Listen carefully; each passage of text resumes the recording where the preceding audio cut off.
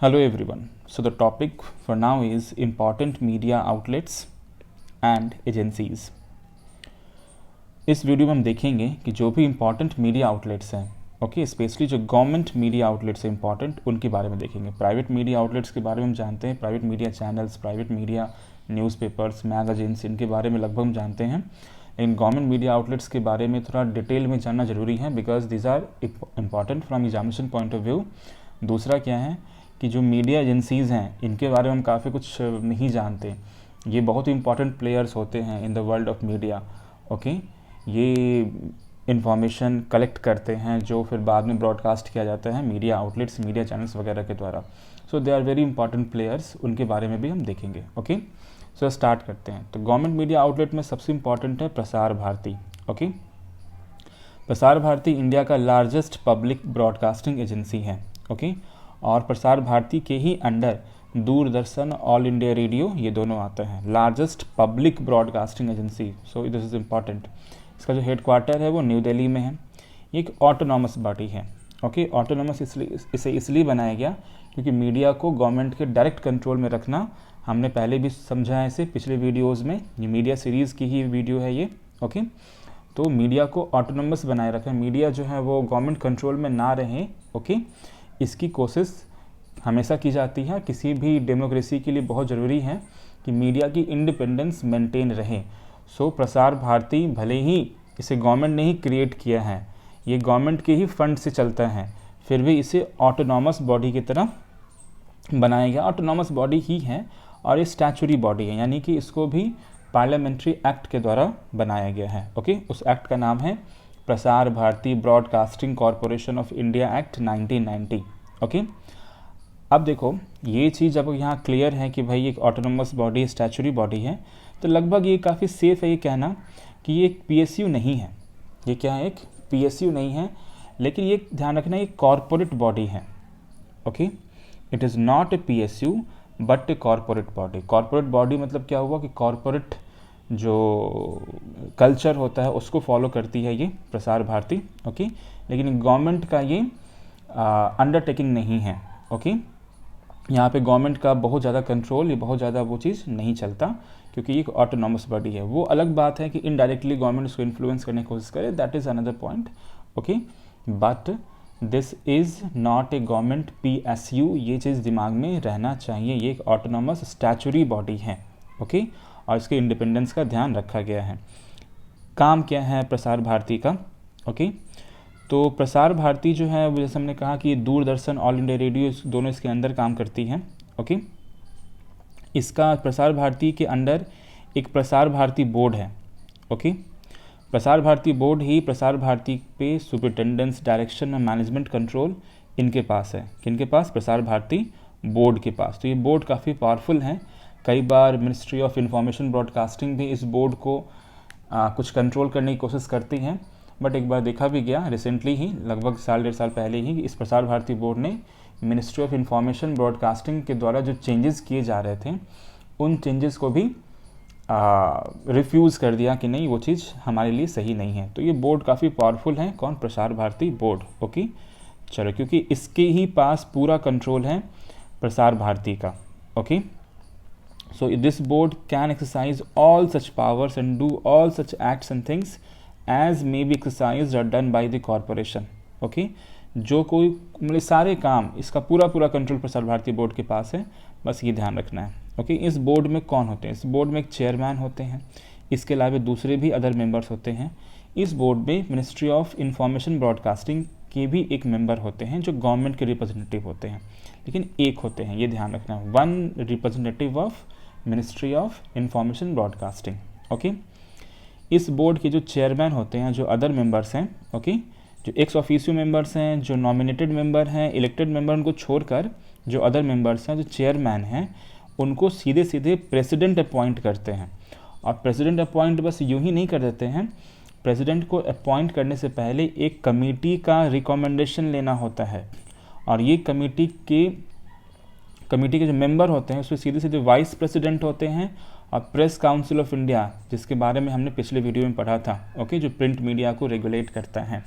Press council of India का जो chairman है और हमारे जो वाइस प्रेसिडेंट हैं, ओके, जो चेयरमैन है राज्यसभा के, ओके, वो दोनों, उनकी कमेटी जो है, ये कमेटी मिलकर डिसाइड करती हैं कि कौन होगा प्रसार भारती बोर्ड का चेयरमैन। ओके, इस कमेटी के चेयरमैन हमारे वाइस प्रेसिडेंट ही होते हैं, जो कमेटी डिसाइड करती है। फिर वो कमेटी के रिकमेंडेशन के बेस पे प्रेसिडेंट क्या करते हैं, तो प्रेसिडेंट इसे इन्हें अपॉइंट करते हैं कि इन्हें चेयरमैन को और अदर मेंबर्स को प्रसार भारती बोर्ड के।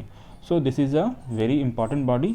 ओके, अच्छा, जब ये बॉडी नहीं बनी थी, ओके, क्योंकि आप यहाँ देख रहे हो कि इससे रिलेटेड जो एक्ट बना है वो 1990 में बना है। ओके, इसे बहुत बाद में जाकर इसे नोटिफाई किया गया। ओके, तो इस बॉडी के बनने से पहले जो डीडी न्यूज़ और ऑल इंडिया रेडियो थी, वो directly ministry of information broadcasting के अंडर काम करती थी। ओके, तो जनरली फिर वही वाली बात कि मीडिया को सीधे सीधे गवर्नमेंट कंट्रोल करे, डायरेक्टली कंट्रोल करे, तो ये जो है एक हेल्दी डेमोक्रेसी के लिए अच्छी चीज़ नहीं मानी जाती। ओके, तो उसी की पॉइंट ऑफ व्यू से प्रसार भारती बोर्ड जब बना, तो प्रसार भारती बोर्ड के बनने के बाद डीडी न्यूज़ को, डीडी पूरा दूरदर्शन को, जिसमें भी जितने भी आते हैं उन्हें, और ऑल इंडिया रेडियो को, दोनों को प्रसार भारती के अंडर डाल दिया गया। और प्रसार भारती बोर्ड को ही सारे मैनेजमेंट की जिम्मेदारी दे दी गई, एक इंडिपेंडेंट बॉडी की तरह। ओके, सो प्रसार भारती यानी कि डीडी और ऑल इंडिया रेडियो टेक्निकली हम लोग कह सकते हैं कि गवर्नमेंट द्वारा कंट्रोल नहीं होते हैं।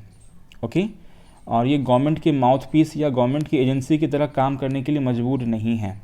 Okay, so these are not technically the mouthpiece और agency of the government of India. जो अक्सर हम लोग कहते हैं कि डीडी न्यूज़ तो गवर्नमेंट की ही एजेंसी है, गवर्नमेंट जो कहेगी वही बोलेगी, बट डीडी न्यूज़ क्या कहा जो है, इन टर्म्स ऑफ लॉ उसे इंडिपेंडेंस दिया गया है under Prasar Bharati act. Okay, लेकिन यहाँ दूसरा बात यह है कि जो प्रसार भारती बोर्ड बनाया गया था, प्रसार भारती के बोर्ड के पास जब उसके सारे जिम्मेदारी हैं, सुपरिटेंडेंस, डायरेक्शन, मैनेजमेंट, तो प्रसार भारती बोर्ड के पास उसका इकोनॉमिक कंट्रोल भी है। तो अभी तक देखा गया कि प्रसार भारती जो बोर्ड है या प्रसार भारती इतना इनकम नहीं कर पाता कि वो इकोनॉमिकली गवर्नमेंट से इंडिपेंडेंट हो सके। ओके, अभी भी प्रसार भारती को गवर्नमेंट को बहुत ही बड़े लेवल पे फंड करना पड़ता है। इवन जो मिनिस्ट्री ऑफ इंफॉर्मेशन ब्रॉडकास्टिंग का एक अच्छा खासा जो बजट है इस मिनिस्ट्री का, वो इस बोर्ड को जाता है। यानी कि जो प्रसार भारती जो है वो मिनिस्ट्री ऑफ इंफॉर्मेशन ब्रॉडकास्टिंग के द्वारा हेविली फंडेड है। जब वो मिनिस्ट्री इसको फंड कर रही है, तो कहीं ना कहीं वो मिनिस्ट्री इन्हें इन्फ्लुएंस भी करती होगी, प्रभावित भी करती होगी। तो जो क्वेश्चन अक्सर उठ जाता है प्रसार भारती के इंडिपेंडेंस का। ओके, क्योंकि प्रसार भारती इकोनॉमिकली इंडिपेंडेंट पूरी तरह से नहीं है, एक मिनिस्ट्री द्वारा ही फंड यहाँ डाइवर्ट किया जाता है। डायरेक्टली बजट का पैसा यहाँ आता बिना मिनिस्ट्री के थ्रू। ओके, अगर ये वोटेड नहीं होता, सीधे सीधे पैसा यहाँ मिलता, जैसे कि सुप्रीम कोर्ट वगैरह इन लोग को मिलता है, तो वो अलग बात होती, तो उस केस में इसका इंडिपेंडेंस अलग तरह का होता। लेकिन चूंकि एक मिनिस्ट्री के थ्रू यहाँ पैसा आता है प्रसार भारती के पास, तो कहीं ना कहीं एक इंडिपेंडेंस जो है ये हमेशा इस पर क्वेश्चन मार्क बना रहता है। ओके, कुछ मीडिया रिपोर्ट्स हैं, ओके, उसके हिसाब से गवर्नमेंट जो है एक्टिवली एक्सप्लोर कर रही है कैसे जो है प्रसार भारती को पीएसयू ग्रुप में कन्वर्ट किया जाए, क्योंकि प्रसार भारती कहीं ना कहीं वाइट एलिफेंट की तरह गवर्नमेंट के सामने आजकल बन गई है। इसे मेंटेन करना गवर्नमेंट के लिए काफ़ी ज़्यादा मुश्किल हो रहा है। तो गवर्नमेंट चाहती है कि इसे कैसे एक पीएसयू में कन्वर्ट किया जाए। ओके, सीधे सीधे गवर्नमेंट कंट्रोल में आए और इससे फिर प्रॉफिटेबल बनाने की कोशिश की जाए। ये अभी गवर्नमेंट ऐसा चाह रही है, कुछ मीडिया रिपोर्ट्स का कहना है। ओके, तो अगर पीएसयू ऐसा बनता है तो श्योर सेंट्रल गवर्नमेंट का इसमें स्टेक मेजर होगा। इसके अलावा स्टेट गवर्नमेंट्स को भी ऑफर किया जाएगा कि आप भी इसमें कुछ स्टेक, कुछ हिस्सेदारी लें। ओके, इस पीएसयू में श्योर सेंट्रल गवर्नमेंट का मेजॉरिटी होगा, बाकी स्टेट गवर्नमेंट्स भी कुछ पैसा इसमें लगाएंगे। ये गवर्नमेंट ऑफ इंडिया का तत्काल ऐसा प्लान है according to some media reports. Okay, चलो आगे देखेंगे हम लोग दूरदर्शन के बारे में। तो दूरदर्शन में देखा कि प्रसार भारती के अंडर है, तो प्रसार भारती के अंडर ये भी एक ऑटोनॉमस पब्लिक सर्विस ब्रॉडकास्टर है। ओके, प्रसार भारती के अंदर AIR भी था, ऑल इंडिया रेडियो भी था और दूरदर्शन भी था। तो ये भी दूरदर्शन जो है एक पब्लिक सर्विस ब्रॉडकास्टर है। गवर्नमेंट ऑफ इंडिया ने इसे प्रसार भारती के अंदर रखा है। ऐसे दूरदर्शन तो बहुत पहले स्टैब्लिश हो चुका था, 1959 में ही। इसका हेडक्वार्टर्स जो है वो न्यू दिल्ली में है। शुरू में दूरदर्शन एक एक्सपेरिमेंटल ब्रॉडकास्टर के रूप में दिल्ली में स्टार्ट किया गया। 1975 तक तो ये हाल था। 59 में सोचो इस्टेब्लिश हुआ। 1975 तक कुछ ही सिटीज़ में, कुछ ही इंडियन सिटीज़ में, मतलब 7 इंडियन सिटीज़ में ही इसकी टेलीविज़न सर्विसेज अवेलेबल थी। ओके। तो दूरदर्शन जो है उस समय एकमात्र टेलीविज़न प्रोवाइडर था, टेलीविज़न सर्विसेज प्रोवाइडर था इंडिया में। ओके। नेशनल लेवल पर दूरदर्शन का जो प्रचार शुरू हुआ वो शुरू होता है 1982 पे, 1982 में। ओके। नेशनल लेवल पे टेलीकास्ट शुरू होता है दूरदर्शन का, जिसे हम आज डीडी नेशनल कहते हैं। ओके। तो 1982 में जाकर ही नेशनल लेवल पे दूरदर्शन का टेलीकास्ट शुरू होता है। कलर टेलीविज़न भी उसी साल शुरू हो जाता है 1982 में ही। ओके। और पहली बार जो है एक लाइव टेलीकास्ट कलर टेलीविज़न में, कलर में वो दिखाया गया था प्राइम मिनिस्टर इंदिरा गांधी जी का 15 अगस्त का जो स्पीच हुआ था, इंडिपेंडेंस डे स्पीच उसे सबसे पहले 1982 का ये स्पीच है ये। ओके। उसे सबसे पहले कलर टेलीविज़न में दिखाया गया था। ओके। उसी साल 1982 में एशियन गेम्स भी होते हैं दिल्ली में। ओके। दिल्ली में जो 1982 में जो एशियन गेम्स होते हैं, ये एशियन गेम्स को भी दिखाया गया था कलर टेलीकास्ट करके। ओके। तो ये सब कुछ इंपॉर्टेंट इवेंट्स हैं जो प्रीलिम्स पॉइंट ऑफ व्यू से या एग्ज़ाम या other short exam point of view से काफ़ी इंपॉर्टेंट है ये। ओके। सो ये ध्यान रखना है कि 1982 में जाकर नेशनल टेलीकास्ट शुरू होता है, कलर टेलीविज़न भी उसी साल शुरू हो जाता है। और सबसे पहले जो कलरफुल टेलीकास्ट किया गया वो किया गया प्राइम मिनिस्टर इंदिरा गांधी के इंडिपेंडेंस डे स्पीच के साथ। और 1982 का एशियन गेम भी उसी साल दिखाया गया था कलर टेलीकास्ट। ओके। दूरदर्शन का मोटो क्या है, इसको याद कर सकते हैं, सत्यम शिवम सुंदरम। ओके। दूरदर्शन का एक प्रोग्राम है जो काफ़ी फेमस हुआ, कृषि दर्शन। ये प्रोग्राम जो है इंडियन टेलीविज़न का लॉन्गेस्ट रनिंग प्रोग्राम है। So this is important, Indian television का लॉन्गेस्ट रनिंग प्रोग्राम है। ये प्रोग्राम 1967 में ही शुरू हुआ था and this program is still continuing. So it is Indian television's longest running program, Krishi दर्शन।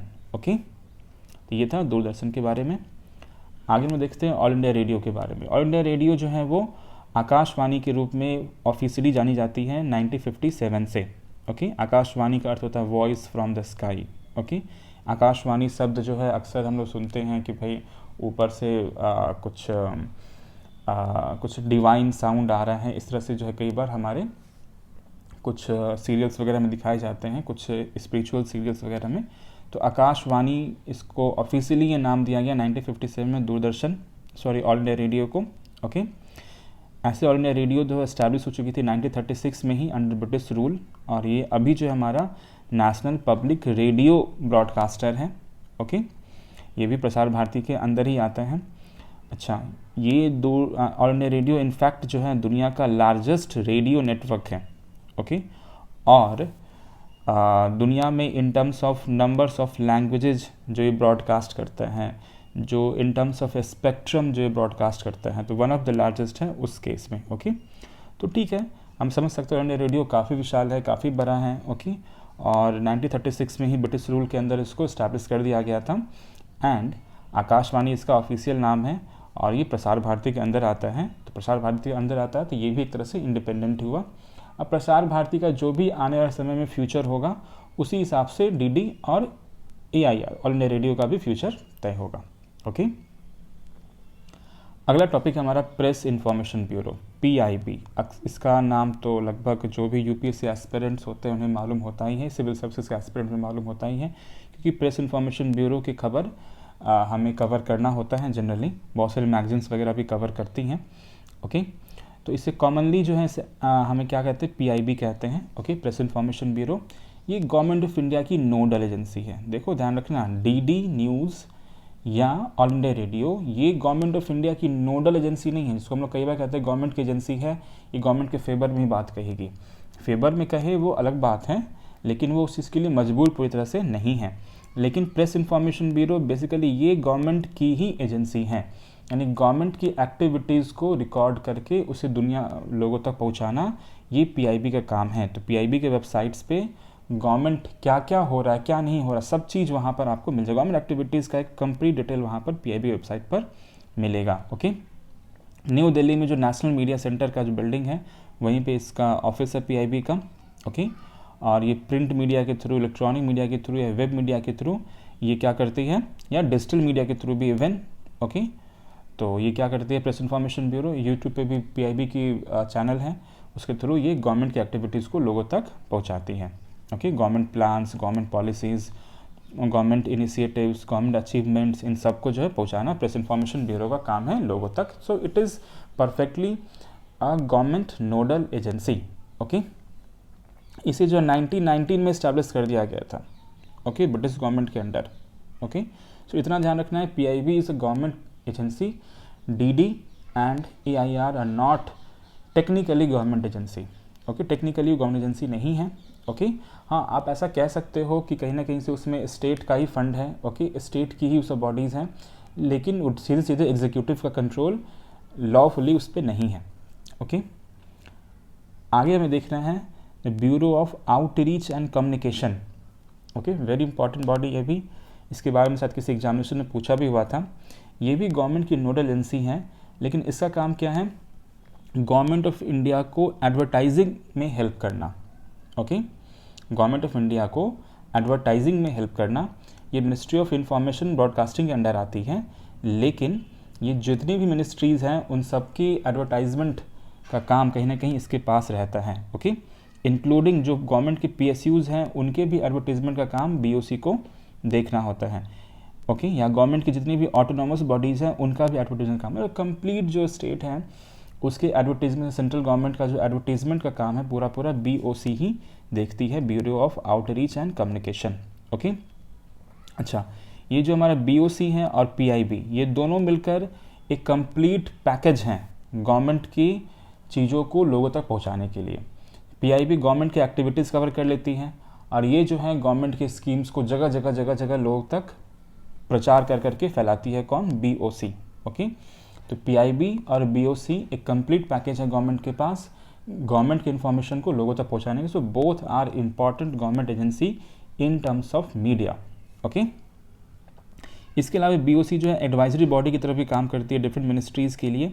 खासकर किसी मिनिस्ट्री का कोई भी प्रोग्राम है, उस प्रोग्राम को मीडिया कैंपेन के थ्रू लोगों तक पहुंचाना है, तो वो मिनिस्ट्री BOC से एडवाइस लेती है. ओके, तो एडवाइजरी बॉडी की तरह काम करती है. इसके ढेर सारे रीजनल ब्यूरोज़ भी हैं, फील्ड आउटरीच ब्यूरो भी हैं, 148 यहाँ लिखा हुआ है. सो ये इट कीप चेंजिंग. ये बहुत इंपॉर्टेंट, इसे याद नहीं रखना है, बट रीजनल लेवल पे, फील्ड ग्रास रूट लेवल पे भी इसके बहुत सारे इसके ऑफिसेस हैं. ओके, BOC जो है वो उसका काम क्या है, लोगों को एडुकेट करना, चाहे वो रूरल हो चाहे अर्बन हो, किसी से एडुकेट करना. तो गवर्नमेंट की पॉलिसीज़, गवर्नमेंट के प्रोग्राम्स के बारे में मीडिया कैंपेन्स के थ्रू ये लोगों तक पहुंचाते हैं, और लोगों की पार्टिसिपेशन भी जो है ये कई बार इंश्योर करने की कोशिश करते हैं, ये डेवलपमेंटल एक्टिविटीज़ में गवर्नमेंट लोगों का भी पार्टिसिपेशन हो. Okay, so BOC and PIB both are government agencies, both are very important. Okay, so इसको ध्यान रखना है. अगला है हमारा PRS, पॉलिसी रिसर्च स्टडीज़.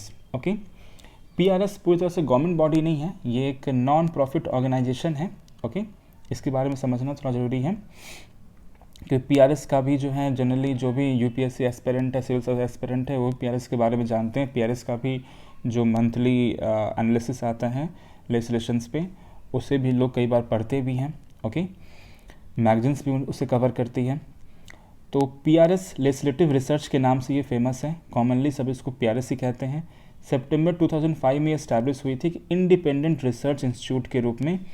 इनका काम क्या होता है कि जो लेजिस्लेटिव प्रोसेस है इंडिया में, उस प्रोसेस को थोड़ा और बेहतर बनाना, हमारे जो भी MLAs और MPs हैं उनको और इन्फॉर्म्ड बनाना, और इस प्रोसेस को ज़्यादा ट्रांसपेरेंट बनाना, पार्टिसिपेटरी बनाना.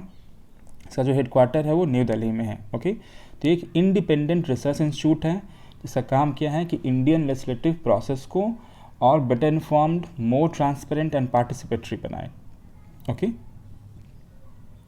चलिए, इंडियन पार्लियामेंट जो है वो हर साल 60 से ऊपर बिल्स पास करती है, ज़्यादा कम, लगभग एवरेज लेके चलो, उन्हें 60 बिल्स जो हर साल वो पास करती हैं. तो ऐसे केस में क्या है कि जो बिल्स होते हैं वो बहुत डिफरेंट सेक्टर्स के होते हैं. तो हमारे जो MPs और MLAs हैं, ये अलग अलग, इतनी डाइवर्सिटीज़ हैं इन इश्यूज़ की. कई बार ये बिल काफ़ी टेक्निकल नेचर के होते हैं कि ये संभव नहीं है, नॉट पॉसिबल, लगभग असंभव है MPs और MLAs के लिए कि वो हर इशू पे वो वेल वर्स्ड हों. हमारे MPs MLA हर तरह के, जितने भी तरह के बिल पास होते हैं, जितने तरह के कानून बनते हैं, वो हर बिल पे वो वेल वर्स्ड हो, संभव नहीं होता है. तो उन्हें कुछ एक रेडीमेड बना बनाया एक ओवरव्यू, एक ब्रीफ उनके पास होना चाहिए, जिसे पढ़ कर वो लगभग समझ जाए कि इस बिल में क्या क्या इश्यूज़ हैं, इस बिल में क्या क्या खास बात हैं, क्या ऐसी बातें हैं जो थोड़ी बहुत ऑब्जेक्शनेबल भी हो। तो इस संदर्भ में, इस कॉन्टेक्स्ट में जो पीआरएस जो होता है वो एमपीज़ को एनालिसिस प्रोवाइड करती है, किसी भी बिल से संबंधित, किसी भी कानून से संबंधित, किसी भी पॉलिसी से संबंधित। इससे क्या होता है कि जब भी वो पार्लियामेंट्री डिबेट्स में जाते हैं, वो एमपी या एमएलए लेजिस्लेचर में, चाहे पार्लियामेंट में जब डिबेट्स होता है, तो उन डिबेट्स के दौरान वो खुद को ढंग से प्रिपेयर कर पाते हैं।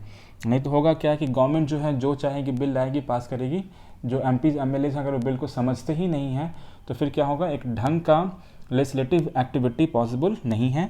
इसलिए पीआरएस का इंपॉर्टेंस है कि वो हमारे एमपीज एमएलएज को एनालिसिस प्रोवाइड करती है किसी भी कानून पर, किसी भी पॉलिसी पर, ओके, ताकि वो बेटर इन्फॉर्म्ड होकर डिबेट्स में भाग ले और वहाँ पर अगर उस बिल में कुछ खामियां हैं इसको निकाल पाएँ, गवर्नमेंट के सामने रख पाएँ उन खामियों को, ताकि दूर किया जा सके। ओके, अच्छा, ये जो वर्क है पीआरएस का, उसको फंड कौन करता है? तो this not directly funded by government, ये फिलैंथ्रोपिक डोनेशंस पर डिपेंड करते हैं। जो कुछ लोग हैं जो इन्हें डोनेट करते रहते हैं फिलैंथ्रोपिक लेवल पे, यानी कि आपको बस कंट्रीब्यूट करना है, जिसको भी मन है वो कंट्रीब्यूट कर सकता है। कुछ खास बड़े बड़े जो फिलैंथ्रोपिस्ट होते हैं, ओके, वो इसमें फ़ंड करते रहते हैं, ओके, तो या उनके द्वारा या ग्रांट्स के द्वारा ये चलता है पूरी तरह से। ओके, पीआरएस जो है fact based and analytical research देता है। फैक्ट बेस्ड मतलब क्या? ये अपना ओपिनियन नहीं देता है, ओके, ये बस फैक्ट बेस्ड बातें कहेगा। ये ओपिनियंस या ये नहीं कहता, ये रिकमेंडेशंस भी नहीं देता कि नहीं ये बिल कहें, कि पीआरएस कहे कि नहीं ये बिल सही है, ये बिल गलत है, वही बात नहीं कहता, वो बस फैक्ट सामने रख देगा सिंप्लीफाइड लैंग्वेज में, ताकि अब सामने वाला जो लेजिस्लेटर है, जो एमपी है, एमएलए, खुद डिसाइड करे कि वो सही है या गलत है, क्या नहीं है। इनका काम, पीआरएस का काम क्या है? बस फैक्ट को सामने रख देगा, पूरी एनालिसिस सामने रख देगा इजी लैंग्वेज में, ताकि वो समझ सके, ओके, उससे क्या पॉजिटिव नेगेटिव इम्पैक्ट्स होते हैं सब सामने रख देगा, बस ये वाली बात है। तो पीआरएस एक तरह से एमपीज एमएलएस को सपोर्ट करते हैं, उनको ब्रीफिंग देकर, मान लो कि सैकड़ों पेज के बिल्स होते हैं, कानून होते हैं, उनको 1-2 पेज में ब्रीफ करके, पॉलिसी वर्कशॉप्स भी कई बार पीआरएस लगाते हैं, जहाँ पे एमपी एमएलए जाते हैं, उन पॉलिसी वर्कशॉप्स में भाग लेते हैं और समझने की कोशिश करते हैं कि गवर्नमेंट पॉलिसीज़ क्या है क्या नहीं है। एक्सपर्ट डिस्कशंस भी पीआरएस प्रोवाइड कराता है, इससे भी हमारे एमपी एमएलए को काफ़ी फ़ायदा होता है। इसके अलावा पीआरएस की जो वेबसाइट है उस पर हम लोग जा सकते हैं, जाकर हम लोग भी पॉलिसीज़ पर पीआरएस का क्या स्टैंड है, क्या फैक्ट है और क्या एनालिसिस है, हम भी पढ़ सकते हैं डायरेक्टली। सो ये एक इम्पॉर्टेंट सोर्स है गवर्नमेंट पॉलिसीज़, गवर्नमेंट लेजिस्लेशंस के बारे में जानने का। तो पीआईबी, बीओसी और ये पीआरएस, ठीक है। तो पीआईबी, बीओसी तो पूरी तरह से गवर्नमेंट एजेंसी है, पीआरएस गवर्नमेंट एजेंसी नहीं है। ये हमारे लेजिस्लेचर को और बेहतर बनाने की कोशिश करता है। अब क्या है कि 2 इम्पॉर्टेंट टेलीविज़न चैनल्स हैं, राज्यसभा टीवी और लोकसभा टीवी। इनके बारे में थोड़ा सा जान लेते हैं कि दोनों ही चैनल्स काफ़ी इंपॉर्टेंट हैं। राज्यसभा टीवी जो है वो राज्यसभा के द्वारा ही, यानी हमारी जो राज्यसभा है उसके द्वारा ही ओन्ड एंड ऑपरेटेड है, ओके। ये राज्यसभा की जो प्रोसीडिंग्स होती है, राज्यसभा में जो प्रोसीडिंग्स चल रहे होते हैं उनको ये कवर करता है। इन सब के अलावे जो है पार्लियामेंट्री अफेयर्स पे या नेशनल या इंटरनेशनल अफेयर्स पे एक काफ़ी अच्छा एनालिसिस प्रोवाइड करता है। कौन? राज्यसभा टीवी। एक इंसिसिव एनालिसिस, काफ़ी अच्छा एनालिसिस प्रोवाइड करता है राज्यसभा टीवी। सो इस टीवी का अपना एक अलग ही इंपॉर्टेंस हो चुका है अभी के समय में। राज्यसभा टीवी एक मस्ट कैरी चैनल है इंडिया में, यानी किसी भी टेलीविज़न सर्विस प्रोवाइडर को, ओके, चाहे डीटीएच हो, चाहे केबल टीवी प्रोवाइडर हो, किसी को भी इस चैनल को रखना ही होता है, ओके। ये चैनल छोड़ नहीं सकते, ये मस्ट कैरी चैनल है इंडिया में। राज्यसभा टीवी भी है, लोकसभा टीवी भी है, डीडी भी मस्ट कैरी चैनल है, ओके। रिसेंट ईयर्स में देखा गया है कि राज्यसभा टीवी काफ़ी इंपॉर्टेंट हो चुका है। They have gained very much prominence, okay, among Indian news and current affairs television channels. इनके जो डेली प्रोग्राम्स हैं, बहुत इंपॉर्टेंट फेमस प्रोग्राम्स हैं, ये सारे प्रोग्राम्स टॉप व्यूड प्रोग्राम्स में अभी देखे जाते हैं। मिलियंस ऑफ व्यूज़ आते हैं, इनके भी मिलियंस ऑफ सब्सक्राइबर्स यूट्यूब पे भी देखे जा रहे हैं, okay. So this channel is once again very important for students, for aspirants, okay, even for the general public. Lok Sabha TV भी जैसे राज्यसभा टीवी राज्यसभा के द्वारा ऑपरेटेड एंड ओन्ड है, लोकसभा टीवी भी लोकसभा के द्वारा ऑपरेटेड ओन्ड है। इनका काम भी क्या है कि लोकसभा के प्रोसीडिंग्स को टेलीकास्ट करते हैं। इसके अलावा लोकसभा टीवी भी राज्यसभा टीवी की तरह नेशनल इंटरनेशनल अफेयर्स को भी कवर करता है। बट देखा जाता है ऐसा कि राज्यसभा टीवी के जो प्रोग्राम्स हैं, शोज़ है, वो ज़्यादा फेमस हैं, ज़्यादा एनालिटिकल हैं, ज़्यादा बेहतर हैं, ज़्यादा अच्छी फुल ऑफ क्वालिटी हैं। लोकसभा टीवी में थोड़ा वैसा एग्जैक्टली नहीं है, ओके। थोड़ा कम है। तो लोकसभा टीवी जो है ये भी एक मस्ट कैरी चैनल है इंडिया में। ओके, मस्ट कैरी चैनल के बारे में मैंने यहाँ नीचे लिख दिया है, I will be telling about that.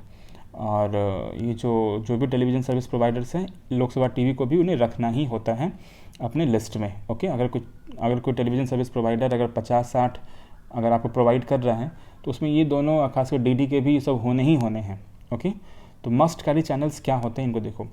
तो Lok Sabha TV, Rajya Sabha TV, DD national, DD news और मेनी अदर्स और भी बहुत सारे चैनल्स को गवर्नमेंट ऑफ इंडिया ने डिक्लेयर कर रखा है कि ये मस्ट कैरी चैनल है, यानी इनको आपको इनकी सर्विस देनी ही देनी है। ओके, तो गवर्नमेंट के द्वारा मैंडेटेड है।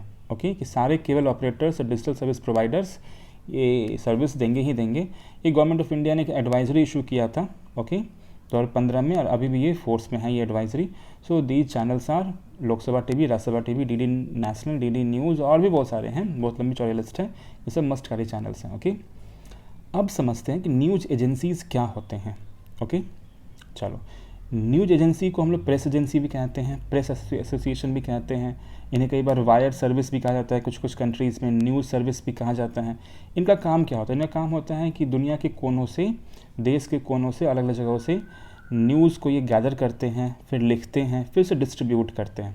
ये जो न्यूज़ डिस्ट्रीब्यूट करते हैं वही जो है बाद में न्यूज़पेपर्स, पीरियोडिकल्स यानी कि मैगजीन्स वगैरह, रेडियो यानी ऑल इंडिया रेडियो और दूसरे भी रेडियो हैं, टेलीविज़न ब्रॉडकास्टर्स, गवर्नमेंट एजेंसीज बाद में इनसे ही न्यूज़ लेकर वो क्या करती हैं तो छापती हैं या ब्रॉडकास्ट करती हैं। सो न्यूज़ एजेंसीज़ का बहुत इंपॉर्टेंट रोल है डेमोक्रेसी में। सो इसको बहुत ये इसके बारे में बहुत कम ही पता होता है, but this is very important. Okay, कौन कौन सी इंपॉर्टेंट न्यूज़ एजेंसीज़ हैं ये देखो।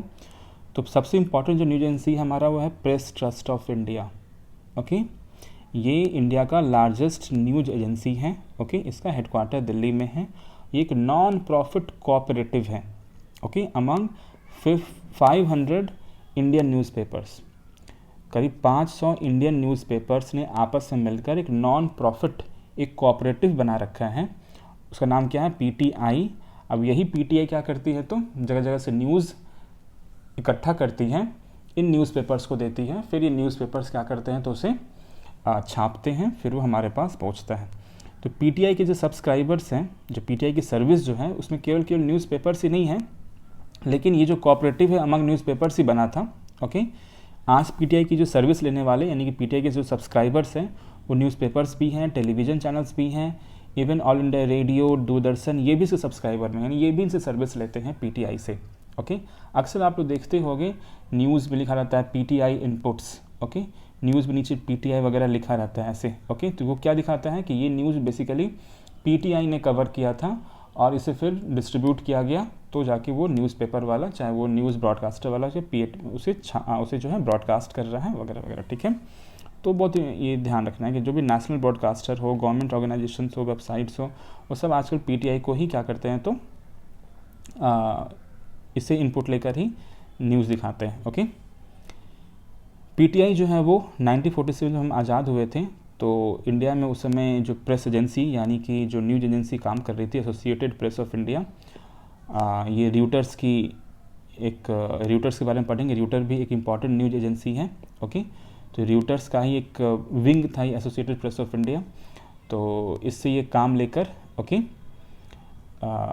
उसके बाद जो प्रेस ट्रस्ट ऑफ इंडिया ने जो है after independence associated press of India से ये काम अपने पास ले लिया। ओके, बस ये ध्यान रखना है कि आफ्टर 1947 ये एक्टिव हुई थी पीटीआई, जिसने एपीआई से ये काम ले लिया। बट एपीआई मोरलेस कभी भी अभी भी कई बार एक्टिव देखी जाती है, बट व्हाटएवर जो भी सिचुएशन हो, हमें बस समझना है कि न्यूज़ एजेंसीज़ क्या क्या हैं और इम्पॉर्टेंट न्यूज़ एजेंसी कौन सी हैं। तो पीटीआई है, दूसरा है हमारा न्यूज़ एजेंसी एएनआई। इसके बारे में आप लोग अक्सर सुनते होंगे, एएनआई के हवाले से ये खबर सामने आ रही है, एएनआई के हवाले से वो खबर सामने आ रही है, lot of hue and cry. So ये चीज़ अक्सर दिखता होगा एएनआई आपको। तो एएनआई है क्या? तो ये भी एक न्यूज़ एजेंसी है, ध्यान रखना, ये भी एक इंडियन न्यूज़ एजेंसी है। ये मल्टीमीडिया न्यूज़ फीड देती है। ओके, यानी ऑडियो वीडियो प्रोवाइड करती है ये हमें। ओके, जैसे पीटीआई जनरली क्या है तो लिखती हैं, गैदर करके लिखती है और वो प्रोवाइड करती हैं, यानी कि वो प्रिंट मीडिया के लिए स्पेसिफिक है। फिर प्रिंट मीडिया के साथ साथ वो टेलीविज़न चैनल्स को भी सर्विसेज देती हैं। और एएनआई जो है स्पेशली मल्टीमीडिया न्यूज़ फीड ही प्रोवाइड करती है, वीडियोज़ वगैरह ही ये प्रोवाइड करते हैं। इसके भी लोग चारों तरफ फैले हुए हैं एएनआई के, और जगह जगह जो है ये जो भी घटना घट रहा होता है उसका वीडियो बना रहे होते हैं, ऑडियो रिकॉर्ड कर रहे होते हैं और फिर ये न्यूज़ चैनल्स को प्रोवाइड करते हैं, मल्टीपल न्यूज़ ब्यूरोज़ को जो इंडिया में काम कर रही हो, जितने भी न्यूज़ चैनल्स है प्राइवेट गवर्नमेंट उनको ये प्रोवाइड करती है। कौन? ANI। ओके, ये एक प्रेम प्रकाश जी हैं, उन्होंने इस्टेब्लिश किया था 1971 में। ये पहली ऐसी एजेंसी है इंडिया की जो वीडियो न्यूज़ को इंडिया में प्रोवाइड करती है। ओके, अच्छा, और एज ऑफ 2019 ये बिगेस्ट टेलीविज़न एजेंसी है इंडिया की। Okay, television agency. ये भी कई बार थोड़ा बहुत विवादों में भी रही थी, खासकर इंदिरा गांधी के टाइम पे देखा गया था ANI का काफ़ी कुछ गवर्नमेंट के साथ नज़दीकी था। ANI के कुछ लोग का गवर्नमेंट के साथ क्लोज होना ये कई बार ऐसा देखा जाता है। ओके, तो इनकी एक फेमस अभी जो अभी इनकी टॉप जो कुछ पीपल हैं उनमें हैं एक स्मिता प्रकाश जी, इन्होंने एक बार मोदी जी का इंटरव्यू भी लिया था। तो इस कारण से कई बार ऐसा कुछ लोगों का मानना होता है कि ANI की गवर्नमेंट से नज़दीकी थोड़ी ज़्यादा रहती है वगैरह वगैरह। कोई भी गवर्नमेंट आती है ANI थोड़ा उनके क्लोज चली ही जाती है। ओके, तो ये थोड़ा बहुत मीडिया और गवर्नमेंट के बीच में कनेक्शन लगभग देखा ही जाता है। ओके, वर्ल्ड लेवल पे 2 न्यूज़ एजेंसी बहुत फेमस हैं, र्यूटर्स और एसोसिएटेड प्रेस। र्यूटर्स जो है वो लंदन बेस्ड हैं, ये दुनिया की एक बहुत बड़ी one of the largest news agency है वर्ल्ड में। ओके, और फिर ये तुम्हारा जो एसोसिएटेड प्रेस है ये भी जो है एक इम्पॉर्टेंट न्यूज़ एजेंसी है। ओके, ये एक American non profit news agency है। कौन? Associated press. ओके, ये न्यूयॉर्क बेस्ड है, अमेरिकन है। ये इसका भी इतिहास काफ़ी पुराना है। आप लोग अक्सर सुनते होंगे कि जो US में जो इलेक्शन होता है उस इलेक्शन को कॉल करती है मीडिया। इलेक्शन को कॉल करना मतलब क्या हुआ कि वहाँ मीडिया ही सबसे पहले रिजल्ट बताती है इलेक्शन का। ओके, US में कॉलिंग एन इलेक्शन कहलाता है। इसका आप लोग सुने हो कि जब ये US इलेक्शन न्यूज़ में था तो एसोसिएटेड प्रेस जो ये खबर बताती है US इलेक्शन के बारे में कि कौन जीता, उससे सबसे ज़्यादा रिलायबल माना जाता है। US इलेक्शन को डिक्लेयर कि कौन जीता वो वहाँ की इलेक्शन कमीशन नहीं करती, वहाँ की मीडिया ही करती है डिक्लेयर ये कि कौन जीता। ओके, हमारे यहाँ कौन जीता कौन हारा ये जनरली कौन डिक्लेयर करता है? तो ये हमारी इलेक्शन कमीशन करती हैं, तो उससे फाइनल माना जाता है। लेकिन वहाँ पर जो मीडिया को ही डिक्लेयर करना होता है, ये लगभग नॉर्म जैसा बन चुका है वहाँ US में। इसको कॉलिंग एन इलेक्शन कहा जाता है। एक एक्स्ट्रा इन्फॉर्मेशन बता रहा हूँ, तो उसमें सबसे इंपॉर्टेंट रोल होता है वहाँ की मीडिया एजेंसीज में एसोसिएटेड प्रेस का। Okay, so this is all about this video. मिलते हैं हम लोग फिर नेक्स्ट वीडियो में, तब तक के लिए थैंक यू।